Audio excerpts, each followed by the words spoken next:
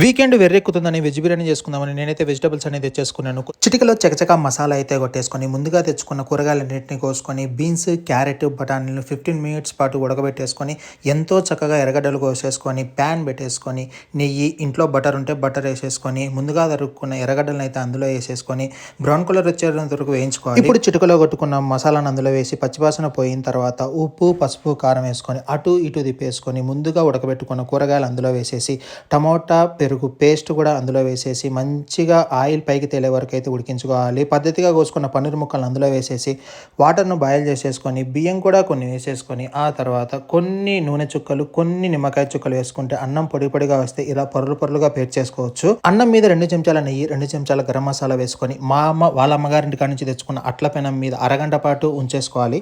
ఆ బిర్యానీ రెడీ అయిపోయి మీరైతే ఒక్కసారిగా సబ్స్క్రైబ్ బటన్ అయితే కొట్టేయండి. ఏ మాట బిర్యానీ టేస్ట్ మాత్రం అదిరిపోయింది.